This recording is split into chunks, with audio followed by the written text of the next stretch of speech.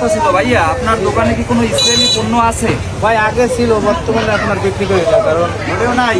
না, এই কথাটা বলার জন্য। ঠিক আছে, এখন কি এককালে সত্যিই নাই আপনার কাছে? মোটেও নাই। যাই হোক ভাই, আপনার কাছে এতটুকুই অনুরোধ এবং চাওয়া, কারণ আমরা এলাকাবাসী হইতে সবাই সিদ্ধান্ত নিচ্ছি যে ইসরায়েলি পণ্য যে দোকানে থাকবে আমরা ওই দোকানে যাওয়ান তো দূরের কথা, দোকানদারের মুখই আমরা দেখবো না, দোকান বয়কট করে দেবো। আর ওই দোকান কিন্তু এলাকাবাসী সবাই কিন্তু বয়কট করে দেবে ভাই। অনুরোধ ভাই, আল্লাহর রাস্তায় দরকার হয়, কারণ আমাকেও টাকা নিয়ে আমাকেও মুসলমান ভাই বোন বাপ মা সবাই রক্ত ধরাইতে আছে।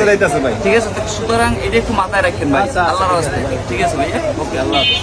ইসরায়েলি পণ্য boycott boycott boycott boycott Israeli পণ্য ইসরায়েলি পণ্য boycott boycott boycott boycott Israeli পণ্য।